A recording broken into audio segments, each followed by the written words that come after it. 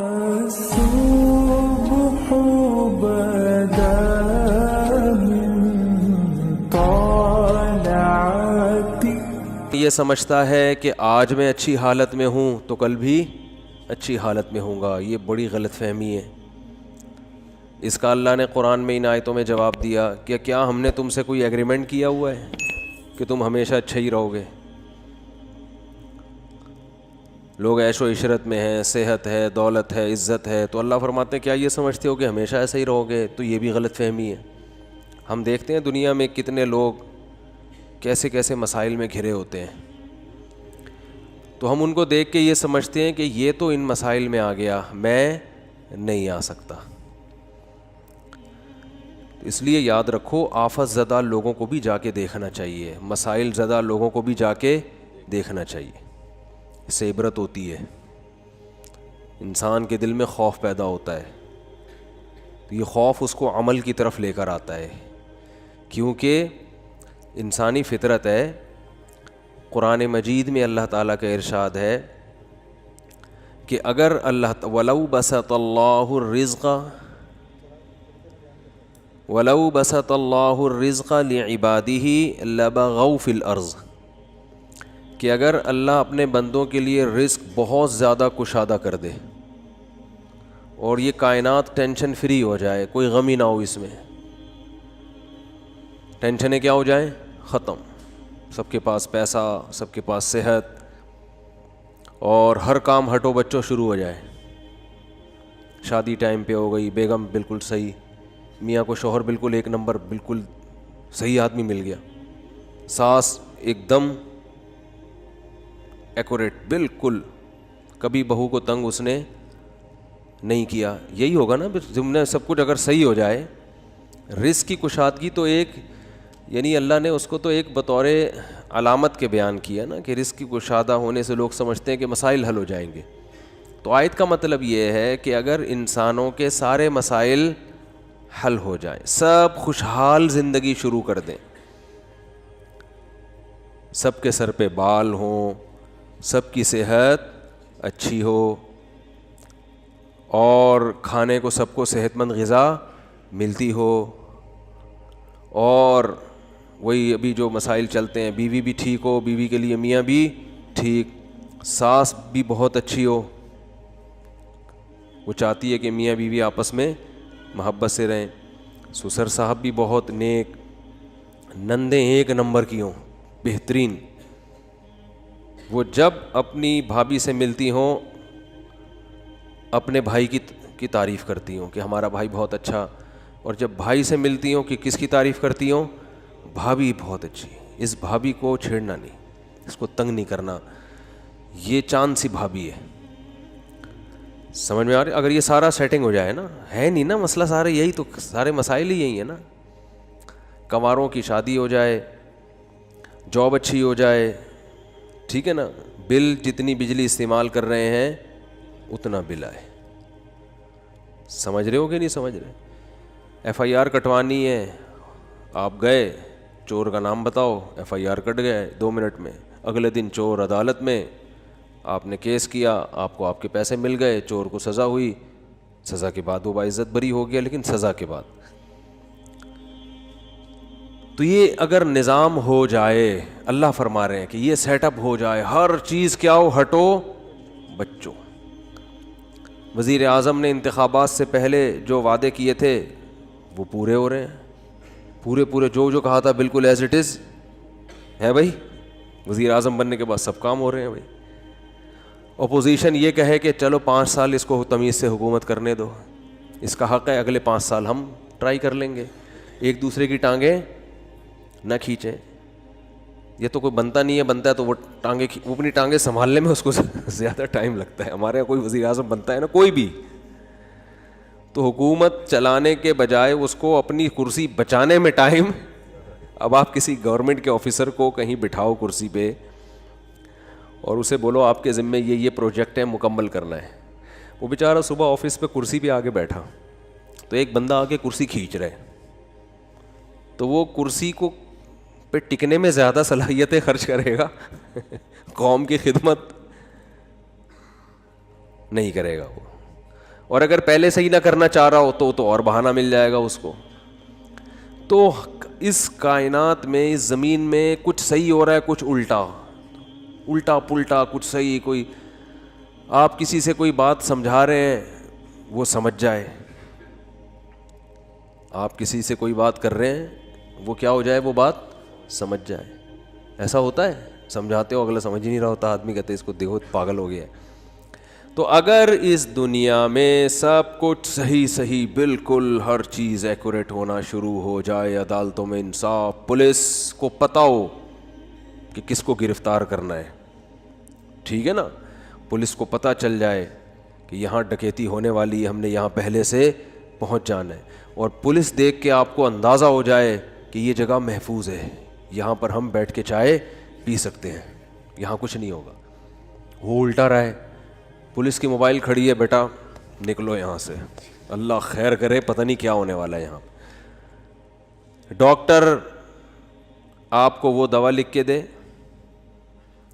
اگر ایک ہی میڈیسن ہے, کمپنیاں 2 مختلف ہیں, تو وہ آپ کی خیر خواہی میں آپ کو وہ کمپنی کی دوا ریکمینڈ کرے جو سستی ہے آپ کے لیے, حالانکہ رزلٹ اس کا وہی ہے جو مہنگی دوا کا ہے, لیکن وہ سستی اس لیے لکھ کے دے رہا ہے کہ بھائی آپ کے پیسہ بچے گا, آپ کا خرچہ بچے گا.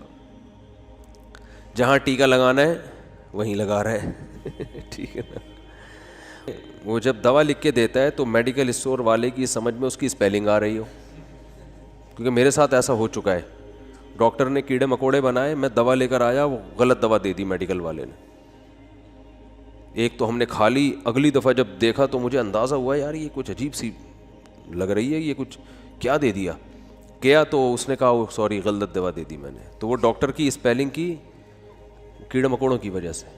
ڈاکٹر نے لال بیگ بنایا تھا, وہ سمجھا کہ کیڑے مکوڑے بنے ہوئے ہیں, ٹھیک ہے نا, تو وہ کھٹمل سمجھا یا کچھ اور سمجھا.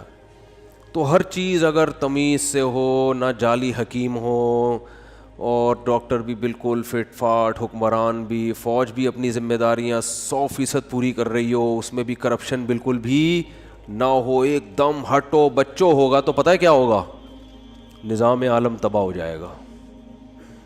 اللہ فرماتے ہیں ہوگا یہ, لبغوا فی الارض, مجھے سب بھول جائیں گے, مجھے بھول جائیں گے, میرا انکار بھی ہوگا, میرے پیغمبروں کا انکار بھی ہوگا, میری کتابوں کا بھی انکار ہوگا. نماز روزہ ختم, حج ختم, اللہ سے دعائیں مانگنا ختم. لبغوا فی الارض, زمین میں سب اللہ کے باغی بن جائیں گے. سمجھتے ہو گے نہیں سمجھتے؟ اس لیے آپ چاہتے ہو کہ ٹینشنیں ختم ہو جائے, اللہ کہتے ہیں یہ تو نہیں ختم ہوگی, مجھے تو کوئی مانے گا ہی نہیں. پھر ٹینشن میں ہی تو اللہ یاد آتا ہے, پیٹ بھرموں کو اللہ تھوڑی یاد آتا ہے. تو لبغوا فی الارض, زمین میں سب کیا کریں گے, اللہ کی نافرمانی. یہ بات پتہ نہیں کس بات پہ شروع کی تھی, یہاں کہاں سے آ گئی. ہاں, تو میں یہ عرض کر رہا تھا کہ اللہ نے قرآن میں ارشاد فرمایا کہ تم یہ سمجھتے ہو کہ آج اچھے ہو تو کل بھی اچھے رہو گے, یہ ضروری نہیں ہے.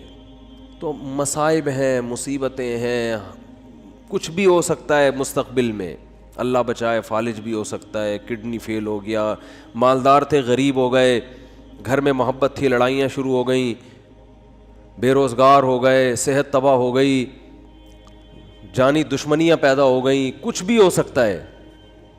اور اس خوش فہمی میں مت رہو کہ آج اچھی حالت میں ہو تو کل بھی لازمی اچھی حالت میں رہو گے, کیونکہ ام لکم کتاب فیہ تدرسون, کیا تم نے کسی کتاب میں پڑھا ہے کہ تمہارے ساتھ اچھا ہی ہوتا رہے گا, یا ہم نے قسمیں اٹھائی ہوئی ہیں تم سے, قسمیں لی ہوئی ہیں قیامت تک کے لیے کہ تم اچھے ہی رہو گے. اللہ فرماتے ہیں ایسا بولو بھائی نہیں ہے. تو اچھا یہ تو بات آ گئی, تو ایک چھوٹی سی بات یہ بھی کہتا چلوں کہ دیکھو اس سے پتہ چلتا ہے کہ غموں کے ساتھ سمجھوتا کر لینے کی ضرورت ہے. یہ جو ہم یہ چاہتے ہیں نا میری ہر ٹینشن دور ہو لازمی, یہ بات ہی غلط ہے. اگر کوئی آپ کو سکون کا یہ نسخہ بتائے کہ آپ کے سارے مسائل ٹھیک ہو جائیں اور ٹھیک کرنے میں لگے رہیں تاکہ آپ کو سکون ملے, ٹھیک کرتے کرتے زندگی تباہ ہو جائے گی, مسائل ٹھیک نہیں ہوں گے. انہی مسئلوں میں ہی خوش رہنا ہے. سمجھ رہے ہو کہ نہیں سمجھ رہے؟ تو مسئلوں میں خوش رہنے کے شریعت نے بہت سے طریقے بتائے ہیں. ایک طریقہ کیا ہے؟ اپنے سے کمتر کو دیکھا جائے, اپنے سے کمتر کو. میرے پاس خواتین کہتی ہیں میاں ایسا میاں ویسا. میں نے کہا چرس تو نہیں پیتا میاں آپ کا؟ نہیں بھائی چرسی نہیں, اللہ کا شکر ہے چرسی نہیں ہے. شکر ادا کرو چرس نہیں پی رہا, ٹھیک ہے نا. میاں کیا ہوتے ہیں آج کل بہت سے, بولو نا, چرسی بھی ہوتے ہیں. بھائی میاں ٹائم نہیں دیتا, وہ بھائی رات کو تو گھر میں آ جاتا ہے نا, ہاں رات کو آ جاتا ہے, باقی سارا دن دوستوں میں بیٹھا رہتا ہے. ایسے ایسے میاں بھی ہیں آوارہ گردی میں ہی لگے رہتے ہیں, رات بھی گھر میں بیگم کو ٹائم, بولو نا, نہیں دیتے. تو اپنے سے کمتر کو دیکھو نا.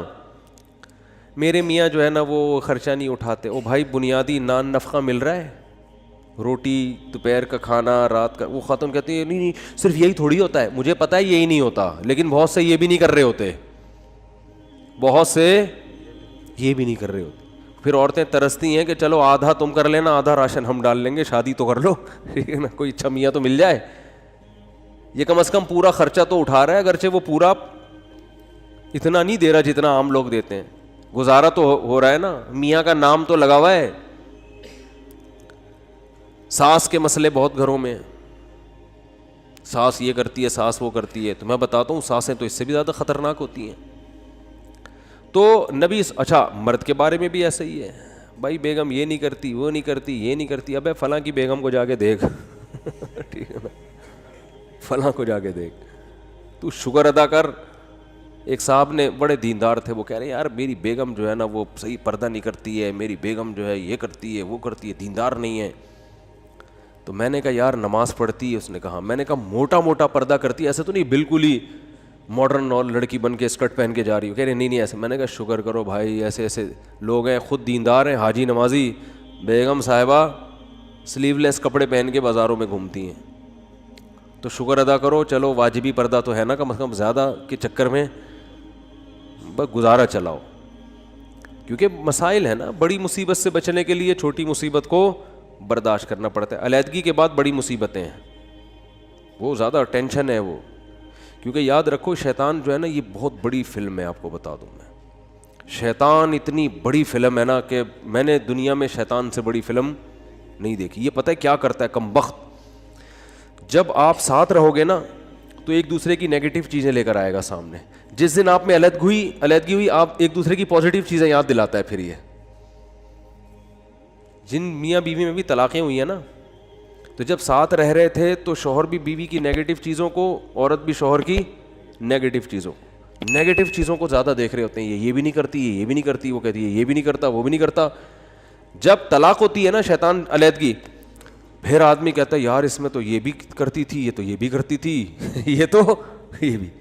کہیں اور شادی ہو جائے گی نا, پھر آپ کہو گے یار پرانی والی کم از کم ایسی کمبخت تو نہیں تھی,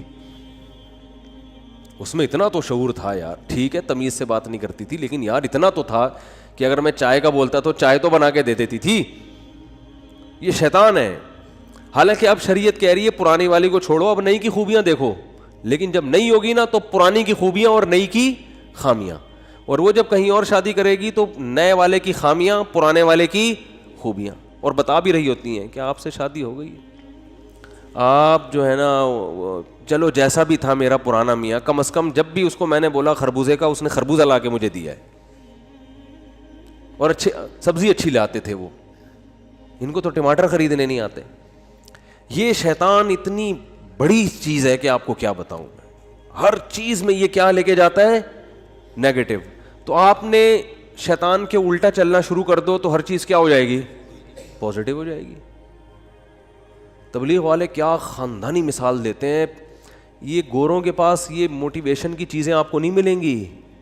دیکھو تبلیغی جماعت میں کوئی لمبا چوڑا سلیبس نہیں ہے کہ کوئی بڑی زبردست ورک شاپ کروائی جاتی ہو ہیں, کہ جس میں جناب کوئی موٹیویشنل اسپیکر جنہوں نے یورپ سے ڈگریاں لی ہوں لوگوں کو گائیڈ کرنے کی, اور وہ جناب آ کے بڑی خاندانی قسم کے ہوٹل بک کرا کے بڑا پروفیشنل اسٹائل میں لوگوں کو سمجھا رہا اور اس کے تجربے ہوں. ایسا کچھ بھی نہیں ہے. لیکن موٹیویشن ایسی خاندانی ملتی ہے کہ ایک آدمی سال کی جماعت میں امیر بن کے مینیجر بن کے جاتا ہے بغیر تنخواہ کے. ایک سال مختلف قوموں کے مختلف ڈیزائن کے مختلف عمر کے لوگوں کو مینیج کر کے ان میں لڑائی نہ ہونے دینا, اور پورے سال کے بعد وہ واپس تمیز سے گھر آ جاتا ہے. 4 آدمیوں کو آپ ذرا 3 دن کے لیے بٹھا دو, پھڈا نہ ہو تو میرا نام بدل دینا, چاہے کتنے ہی پڑھے لکھے ہوں. کھانے پہ الگ پھڈا ہوگا ان کا, آج یہ پکے گا, وہ کہے گا یہ نہیں پکے گا, اب تو آرڈر ہی چلا, ہوتا ہے لازمی ہوگا. یہ تو اس لیے نہیں ہوتا کہ جب پھڈے کا ٹائم آتا ہے تو ہم جدا ہو جاتے ہیں نا, بیٹھے گٹر کے ڈھکن پہ 2-4 گپ شپ لگائی, بات کی. پھڈا ہونے سے پہلے ہی کیا ہو جاتے ہیں الگ. 3-4 دن کسی کے ساتھ رہو, ایک ہدف ہو, تو آپ دیکھو چھوٹی چھوٹی باتوں پہ جھگڑے شروع ہو جائیں گے آپ کے, چھوٹی چھوٹی باتوں, کھانے پہ جھگڑے شروع ہو جائیں گے. بہت دیکھیں ہم نے, 1 سال کی جماعت ہوگی, پیدل جماعت ہوگی, گرمیاں ہوں گی, گاؤں دیہاتوں میں لاکھوں پتی. امریکہ سے آیا ہوا آدمی بلوچستان کے پسماندہ علاقے میں ٹوٹے پھوٹی مسجد میں قیام کیا ہوا ہوگا, اس نے لوٹے سے استنجا کر رہا ہوگا, وہ ٹیشو سے پھر بھی بہتر ہے, بہرحال لوٹے سے کیا کر رہا ہوگا, استنجا کر رہا ہوگا. تو یہ موٹیویشن کہاں سے ملتی ہے ان کو بھائی؟ اس میں کیا الفاظ ہیں؟ 2-4 چھوٹے چھوٹے لفظ ہیں جو اسلام نے دیے ہیں اور وہ یاد کیے ہوئے. اسلام نے کیا کہا ہے بھائی؟ بدگمانی مت کرو, مثبت سوچو, یہ کہا ہے نا. صحابی نے عرض کیا تھا یا رسول اللہ, ایک صحابی نے دیکھا نا آپ کی کیا نیکی ہے کہ نبی نے آپ کو دنیا میں جنت کی بشارت دی. انہوں نے کہا کچھ بھی نہیں, رات کو سب سے دل صاف کر کے سوتا ہوں. رات کو سوتا ہوں تو کیا کرتا ہوں, دل صاف, کہ بھائی جس نے الٹی بات کی اس کو سیدھا کر لیتا ہوں. یہی ہوتا ہے نا کہ وہ یہ جو کہہ رہا تھا یہ غلط مطلب نہیں ہے, اس کا صحیح مطلب بھی لیا جا سکتا ہے. وہ فلاں جو مجھ پہ غصہ ہوا تو اصل میں حسد کی وجہ سے نہیں, اس کے دل میں میری اصلاح کا جذبہ بہت زیادہ ہے, اس لیے وہ ایکسائٹیڈ ہو گیا. سمجھ رہے ہیں کہ نہیں سمجھ رہے ہیں؟ دل صاف کر کے سونا یہ بہت بڑی نیکی ہے. تو وہ کتنا زبردست لفظ تبلیغ والے بولتے ہیں, پازیٹیو کوشش کرتے ہیں نا. آپ سوچو کہ بھائی بڑے کا ادب اس لیے کیا جائے کہ اس کی نیکیاں آپ سے زیادہ ہیں, اس کی زندگی زیادہ ہے تو اس کو زیادہ نیکیوں کا ٹائم ملا ہے, تو غالب یہی ہے کہ نیکیاں اس نے آپ سے زیادہ کی ہوں گی. چھوٹے پہ شفقت یہ سوچ کے کی جائے کہ اس کے گناہ آپ سے کم ہیں. کیا ہٹو بچوں مثال ہے یا نہیں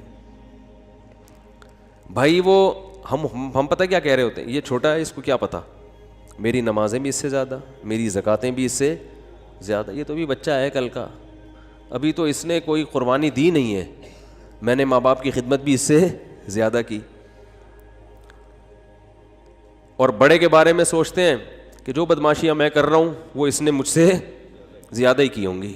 ٹھیک ہے نا, جو برائیاں مجھ میں ہیں, اس کی عمر 10 سال بڑی ہے تو 10 سال اس کے گناہ مجھ سے زیادہ ہیں. تو عقل کے لحاظ سے تو بات ٹھیک ہے, لیکن جب یہ ٹھیک ہے تو وہ بھی تو ٹھیک ہے نا کہ نیکیاں زیادہ کی ہوں گی اس نے. تو اسلام کہتا ہے کہ دوسروں کے معاملات میں آپ نے کیا سوچنا ہے, پازیٹیو, اس کی نیکیوں کی طرف توجہ اور اپنی خامیوں کی طرف توجہ, کہ میری برائیاں اس کی برائیوں سے زیادہ ہیں اور اس کی نیکیاں میری نیکیوں سے زیادہ ہیں. اس کا پتہ ہے فائدہ کیا ہوتا ہے؟ انسان ٹینشن لیس ہو جاتا ہے, ورنہ چڑھتا رہتا ہے بلا وجہ نا. آدھے مسئلے تو اسی وجہ سے پیدا ہو رہے ہیں, لوگوں سے نفرت کی وجہ سے. یہ اتنا برا, یہ اتنا برا, یہ ایسا کیوں, یہ ویسا کیوں, اسی سے ٹینشن میں آ رہا ہوتا ہے. تو اپنے آپ کو اتنا نیک سمجھنے کی ضرورت ہے ہی نہیں. کہتے ہیں کہ عزت ایسی چیز ہے جس کے حصول کی کوشش جس نے کی ہے نا اس کو نہیں ملی کبھی بھی, جس نے کوشش نہیں کی اس کو بہت مل جاتی ہے. تو ایک طریقہ تو یہ بتایا گیا کہ سوچو کیا, پازیٹیو. دوسرا طریقہ بتایا کہ اپنے سے کمتر کو دیکھو, کہ جو آپ کو پیسے نہیں ہیں آپ کے پاس تو ان لوگوں کو دیکھو جن کے پاس اتنے بھی نہیں ہیں.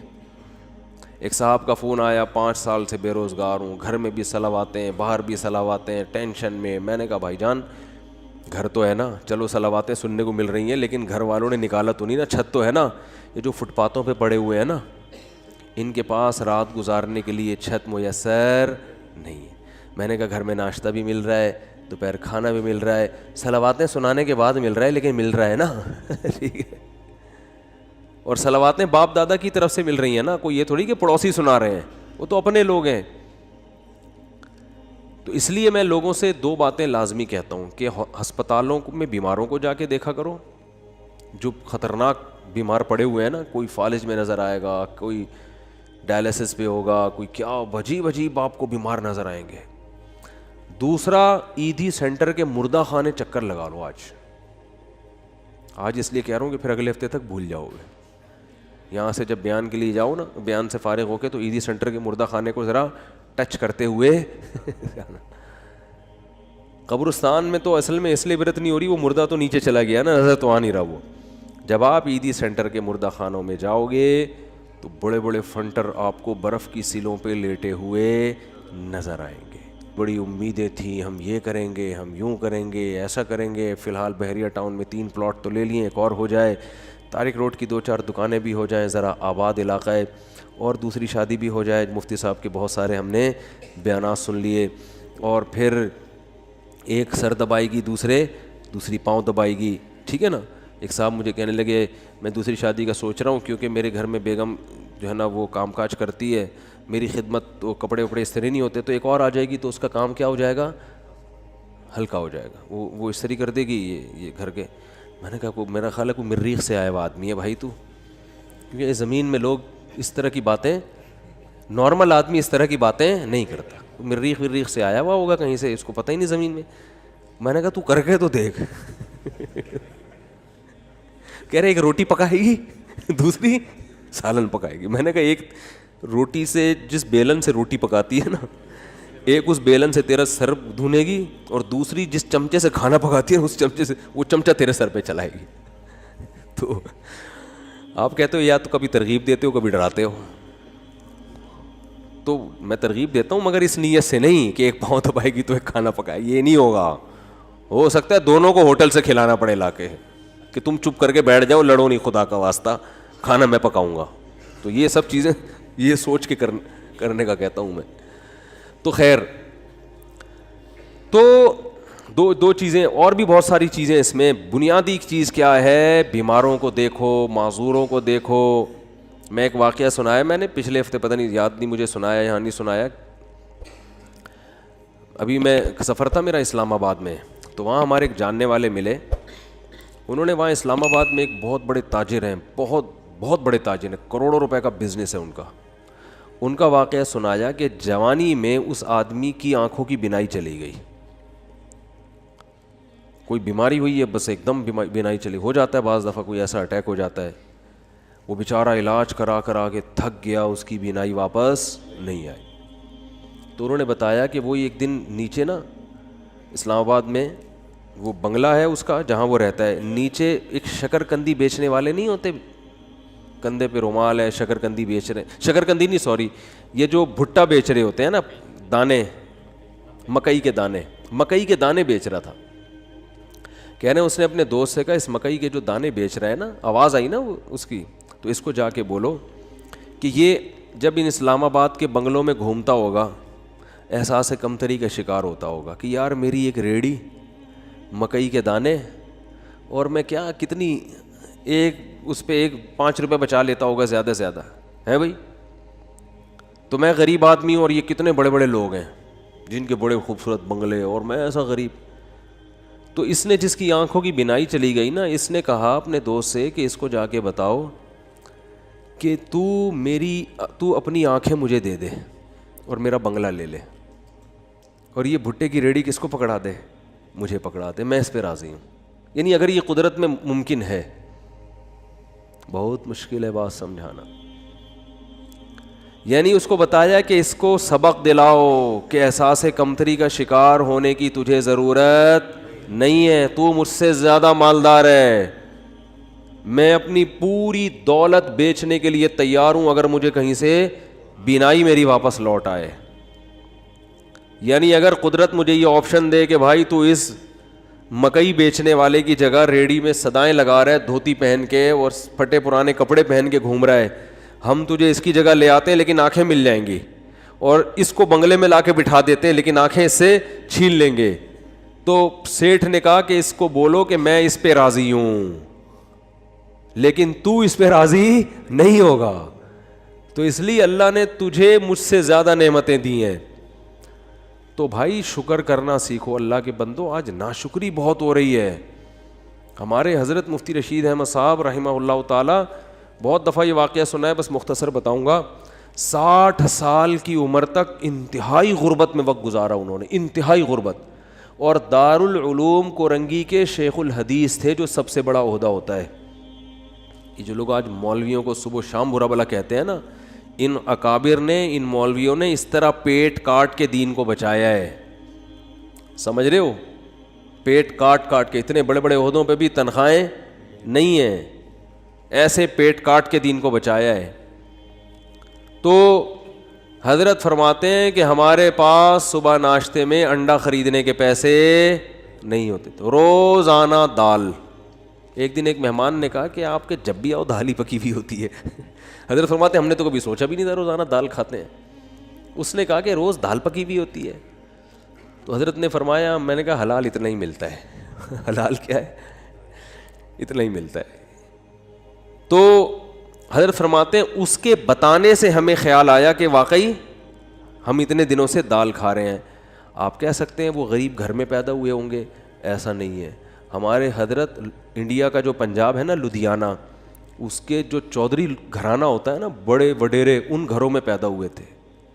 والد صاحب ٹھیک ٹھاک مالدار تھے. گاؤں کے جو ہوتے ہیں نا بڑے وڈیرے, مدرسے میں آنے کے بعد کیا ہو گئے, کیونکہ مدرسے میں تو کوئی سورس آف انکم ہی نہیں, وہ اتنی چھوٹی چھوٹی تنخواہیں مدرسے. اب تو پھر بھی تھوڑی سی بہتر ہوئی ہے, ورنہ ابھی بھی مدرسے کے ٹیچروں کی تنخواہیں بیچاروں کی ایسے ہی ہوتی ہے.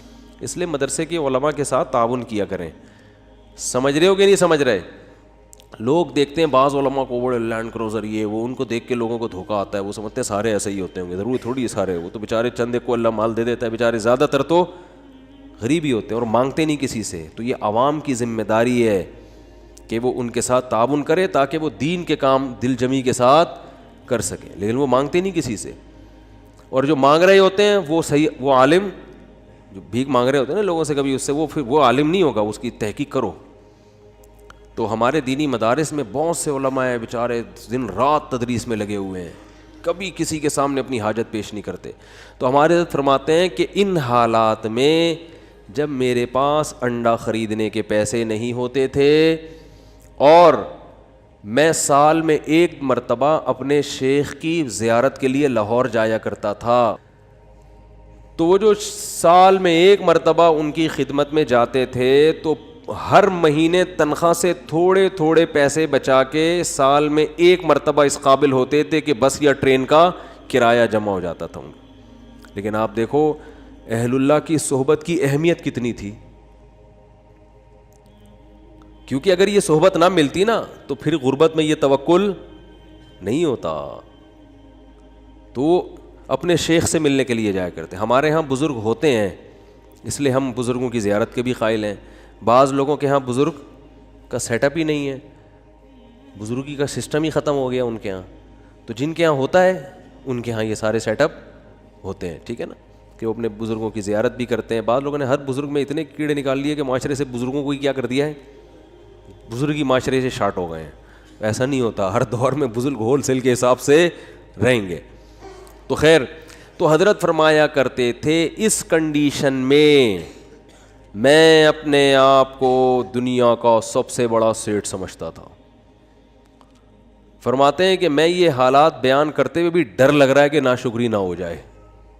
پھر اللہ نے 60 سال کی عمر کے بعد حضرت کو بہت پیسہ دیا, پھر اسٹائل ہی چینج ہو گیا تھا حضرت کا. بھائی جب اللہ نے غریب رکھا ہے تو غریبوں کی طرح, جب پیسہ آیا تو پھر وہ حدیث ان اللہ یحب ان یرا اثر نعمتہ علی عبدہ, اللہ چاہتے ہیں کہ جب اللہ نے کسی کو نعمت دی ہو. صحیح بخاری کی حدیث ہے کہ ایک صحابی کو دیکھا پراگندہ حال, پوچھا کیا تمہارے پاس پیسہ نہیں ہے؟ فرمایا ہاں. تو فرمایا کہ نظر کیوں نہیں آ رہا؟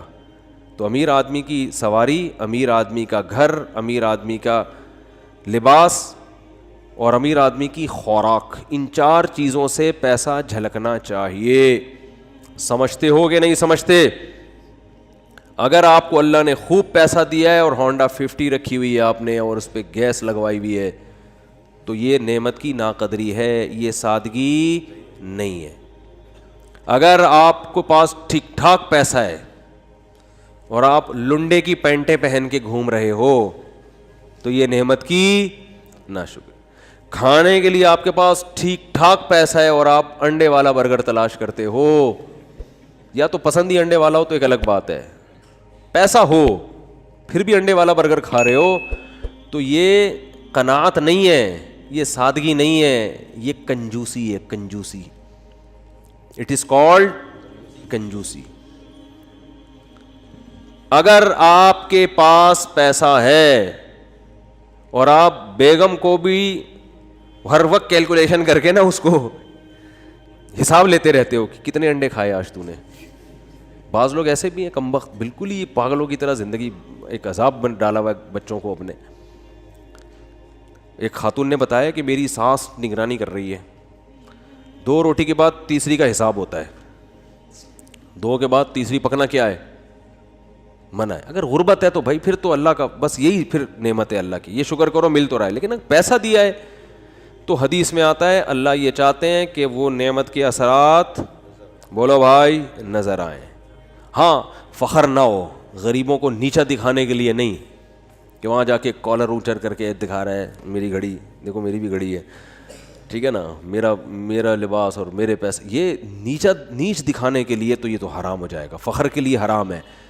اور اس سے اترائے نہیں آدمی, یہ سمجھے اللہ کی طرف سے بھیک ملی ہوئی ہے, اچھے کپڑے پہن لیے بھائی اللہ نے دیا نا. کسی کو بھکاری کو آپ 3 پیس سوٹ ٹائی پہنا دیں اور اچھا انڈے والے کسی ہٹا کے زنگر برگر کھلا دیں, اس کو پیزا کھلا دیں, تو وہ کھائے گا شکر کر کے, تواضع پیدا ہوگی, فخر نہیں کرے گا. تو یہ اللہ نے بھیک میں دیا ہوا ہے ہمیں, کسی کو لینڈ کروزر دے دی تو وہ فخر نہ کرے, بولے بھائی اللہ نے مجھے دی ہے, میری اپنی تھوڑی ہے, اس کو رکشا دے دیا, مجھے کیا دے دی, لینڈ کروزر دے دی, تو نہ یہ میری ہے نہ یہ اس کا ہے, تو فخر کس بات کا. تو بس نعمت کو انجوائے تو کرو, غریبوں کو کمتر نہ سمجھے. کیوں نہ سمجھے, ہو سکتا ہے بھائی آخرت میں یہ لینڈ کروزر میں ہو اور آپ کو رکشا بھی میسر نہ ہو, الٹا معاملہ نہ ہو رہا ہو, تو مرتے ہی سب ختم. تو آخرت ہے اصل. تو ہمارے حضرت کیا کرتے تھے, غربت میں, انتہائی غربت میں, حضرت فرماتے ہیں میں یہ نہیں سمجھتا تھا کہ مجھے صبر کا ثواب حاصل کرنا ہے, نہ فرمائے تو بڑا خطرناک ہو جائے گا. جب کوئی ٹینشن میں ہوتا ہے تو ہم کہتے ہیں صبر کرو ثواب ملے گا, ایسا ہی ہوتا ہے نا. تو حضرت فرماتے ہیں اس غربت میں یہ نہیں سوچتا تھا کہ میں صبر کروں گا تو ثواب ملے گا. فرمایا نہ, مجھے تو لگتا تھا اگر میں نے یہ سوچا کہ میں صبر کروں گا تو یہ تو گناہ ملے گا, کیونکہ صبر تو مصیبتوں پر ہوتا ہے, تو اللہ نے مجھے مصیبت میں رکھا بھی نہیں تو صبر کس بات کا. تو فرماتے تھے میں یہ سوچتا تھا کہ میرے اللہ کا اتنا فضل, وہ میرا 2 وقت روٹی مجھے دے دیتا ہے, 2 وقت کی روٹی مجھے بولو بھائی مل جاتی. فرماتے ہیں میرا گھر بھی ذرا غریب علاقے میں تھا, دور تھوڑا لوگوں سے, تو فرماتے ہیں میں سوچتا تھا بادشاہ ہمیشہ پبلک سے ذرا ہٹ کے رہتے ہیں, اسٹائل ہے ہمارا, پبلک میں نہیں رہیں گے, تھوڑا سا ہٹ کے, مزاج شاہانہ ہے نا. لیکن اس حالت میں بھی ایسا شاہانہ مزاج, ایسے رہتے تھے لوگ آ کے قرضہ مانگا کرتے تھے حضرت سے, وہ سمجھتے تھے بہت بڑا سیٹ ہے کوئی. اور حضرت کو گرینری کا شوق تھا, پودے لگانے کا شوق تھا, تو پودے لگانے کے بعد نا پانی دینے کے لیے وہ نہیں, خریدنے کے پیسے نہیں تھے, وہ نہیں پودوں کو پانی دیتے, وہ کیا ہوتا ہے فوارہ ہوتا ہے نا, کہتے ہیں ہم نے پھر جگاڑ کر کے کیلیں ٹھوک کے ایک اپنا گھر میں فوارہ بنایا ہوا تھا, ٹھیک ہے نا. تو پھر جب اللہ نے پیسہ دیا تو پھر ہٹو بچوں. پھر یہ نہیں کہ دیکھو کنجوس, دیر آر 2 ٹائپس آف کنجوس, یہ دیر آر 2 ٹائپ بہت جگہوں پہ میرے بیان میں آج کل آ رہا ہے, اس سے یاد رہ جاتا ہے. انگلش میں کنجوس کو کیا کہتے ہیں, مائزر. اردو میں کیا کہتے ہیں, کنجوس. اور کوئی لفظ نہیں ہے. عربی چونکہ بلیغ زبان ہے نا, تو عربی میں دیر آر 2 ٹائپس آف کنجوسز. کنجوس لوگوں کی کتنی ٹائپس ہیں, 2. ایک کو بخیل کہا جاتا ہے اور ایک کو شحیح, شین حلوے والی ہے پھر حلوے والی ہے, یہ آسانی سے سمجھ میں آتی ہے, حلوے والی ہے آسانی سے سمجھ میں آ جاتی ہے نا, ہاں بولتا تو سمجھ میں نہیں آ رہا ہوتا. اس کو کہتے ہیں شحیح. بخیل کہتے ہیں اپنی دولت پہ سانپ بن کے بیٹھ گیا, لوگوں پہ بالکل بھی خرچ نہیں کرتا, خود ہی میں لگا رہتا ہے. کنجوس, شحیح یعنی شح کہتے ہیں کم بخت اپنے اوپر بھی خرچ نہ کر رہا ہو ہے بھائی. ایک تو ہوتا ہے نا پبلک کے لیے سخی نہیں ہے, سارا بچا بچا کے خود ہی کھاتا رہتا ہے, خود ہی کھاتا رہتا ہے. جیسے وہ ایک کنجوس باپ تھا, یہ قصے جو پہلے سے بیان سن رہے ہیں انہوں نے بہت دفعہ سن لیے ہوں گے, نئے نئے لوگ آتے ہیں تو سنانے میں کوئی حرج نہیں ہے. عرب میں نا باپ دادا کی شاعری پہ فخر کا رواج بہت زیادہ تھا. باپ دادا کی شاعری پہ فخر کہ میرے ابا ایسے, وہ کہتے ہیں میرے ابا ایسے. تو ایک شاعر نے اپنے باپ کی سخاوت شاعری میں بیان کی اور مقابلہ جیت گیا کہ میرے ابا ایسے سخی, میرے ابا ایسے سخی, کبھی دسترخوان نہیں لپیٹا گیا ان کا, اور دیگ ہمیشہ چولہوں پہ جلتی رہتی تھی, اور لوگوں کا تانتا ایسی شاعری کی ہے کہ مقابلہ جیت گیا بھائی. ایک دن ایک بندہ اس کے گھر میں ملنے کے لیے آیا تو دیکھا کہ اس کا جو ابا ہے نا, جس کی سخاوت بیان کر کے یہ مقابلہ جیتا تھا, اس ابا کو دیکھا کہ بکری کے تھن سے منہ لگا کے دودھ پی رہا ہے. ٹھیک. اس نے بولا یار یہ آپ کے ابا کیا کر رہے ہیں؟ اس نے کہا اصل میں ابا میرے جو ہے نا, یہ جب گلاس میں دودھ نکالیں گے تو دھار کی آواز سن کے بچے آ جائیں گے دودھ مانگنے, اپنے ہی بچے ابا کے, دوسرے بھائی ہیں ان کے. تو میرے ابا کو یہ پسند نہیں ہے کہ یہ دودھ بچے پئیں, اس لیے بچوں کو آواز نہ جائے تو ڈائریکٹ تھنوں سے دودھ لگا کے پئیں.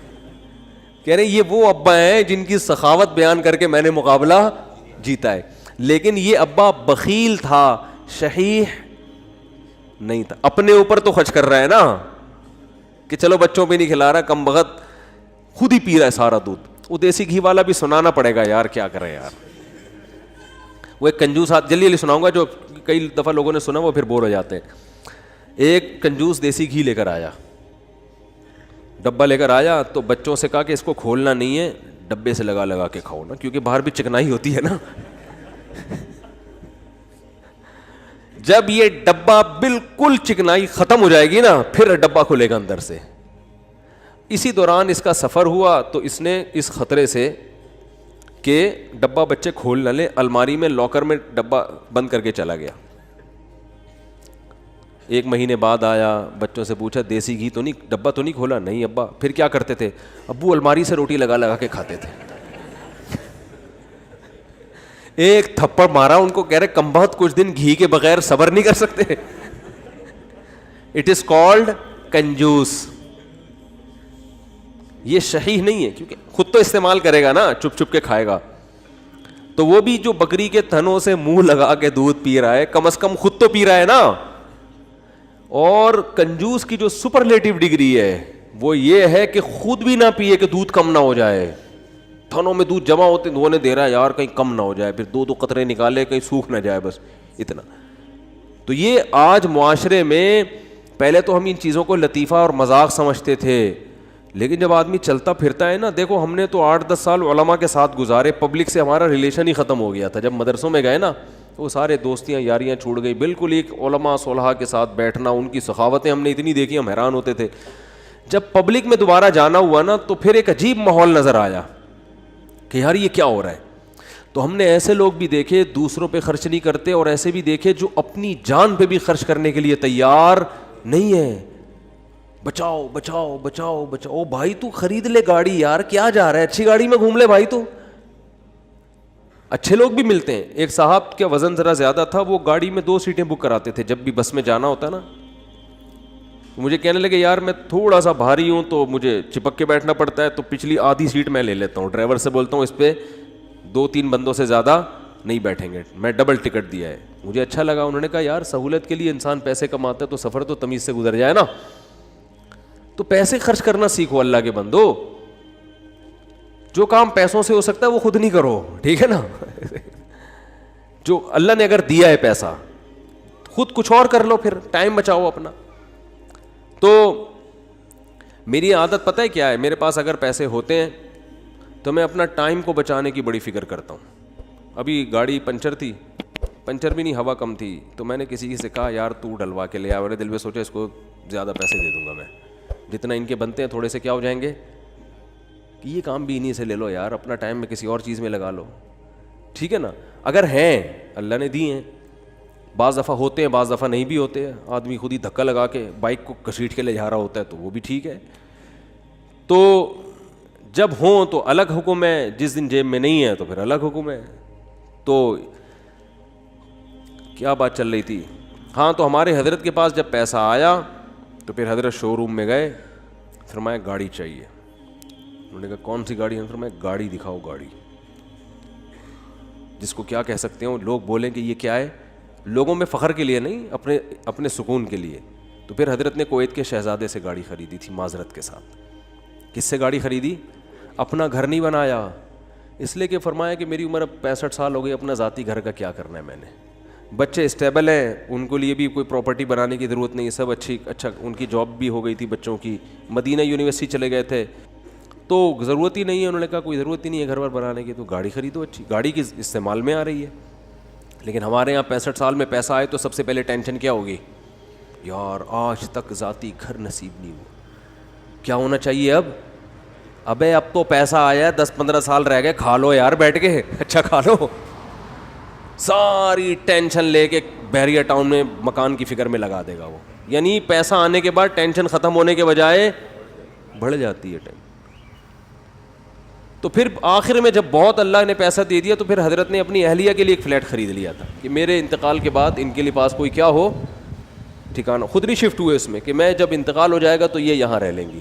اللہ نے اتنا دے دیا, انہوں نے کہا چلو ایک فلیٹ ان کے لیے لے لیتے ہیں, دنیا سے جانے کے بعد ان کے پاس کیا ہوگا, ایک ٹھکانہ ہو جائے گا. تو آسان زندگیاں ان لوگوں نے گزاریں. تبھی جب بھی ان کے پاس جاؤ, جب غربت میں تو بھی خوش, پیسہ آیا تو بھی خوش. ایک جگہ بہت پیسہ ڈوب گیا, کاروبار میں لگایا تو بھی خوش. اتنی سی کہتے ہیں نا پیشانی پہ کوئی لکیر آ جائے نا کہ اتنا. اور اس دور میں جن لوگوں نے اس کاروبار میں پیسہ لگایا تھا ان میں بہت سے ہارٹ اٹیک سے مر گئے تھے.